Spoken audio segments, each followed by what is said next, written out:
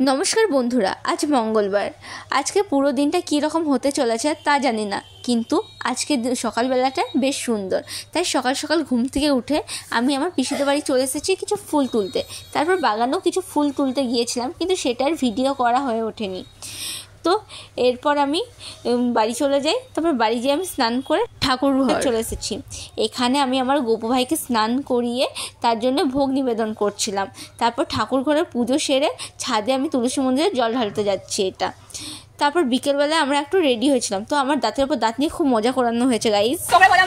ভালো লাগে না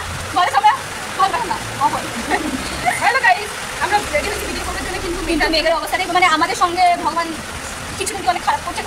না, কিছুদিন করে সবটাই খারাপ করে। আমার তো 2 মাস থেকে আমার জীবনটা জড়িয়ে দিচ্ছে। আমার তো ছেলে এখনই দিচ্ছে ঠান্ডা রেডিয়ে তো কালো।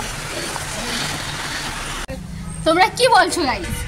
বৃষ্টি ছেড়ে গেছে গাইস, ঝিকঝিক করে ঢেকেছে, কিন্তু আমার স্টুডেন্টদের আসার টাইমও হয়ে গেছে। তো বৃষ্টিটা এখন ছেড়ে কি হলো গাইস? সো ভিডিও বানানোর মধ্যে হয়ে গেছে। তো আমাকে মোটামুটি যতটা মনে হচ্ছে, মানে ক্যামেরা তোমার কাছে এত বাচ্চা মনে হচ্ছে বুঝতেই পারছি না। আর আমি একটু সাজলাম, শাড়ি পরলাম।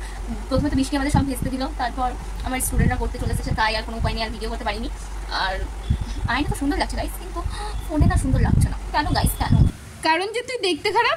তারপর বিকেলবেলায় আমি কিছুজন বাচ্চাদের পড়াই, তো তারা পড়তে চলে এসেছিলো। তো তাদেরকে পড়িয়ে আমি বিকেলবেলায় একটু রেডি হয়ে নিয়েছি, কারণ আমরা একটু বাজার যাব। তো এই যে রেডি হয়ে আমরা বাড়ি থেকে বেরিয়ে গেছি।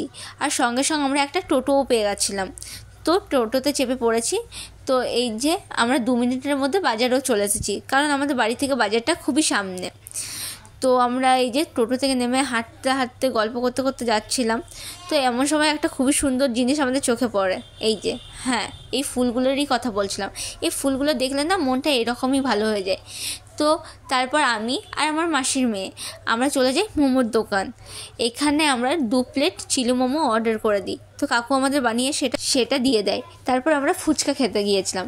তো গাইস, এখানে ফুচকা খেয়ে আমাদের একদমই পোষায়নি, তো আমরা অন্য জায়গা থেকেও ফুচকা খেয়েছিলাম। তারপর দেখতে পাই রাস্তার মধ্যে মনসা ঠাকুর বিসর্জন হচ্ছে, তো আমরা একটু প্রণাম করে নিই।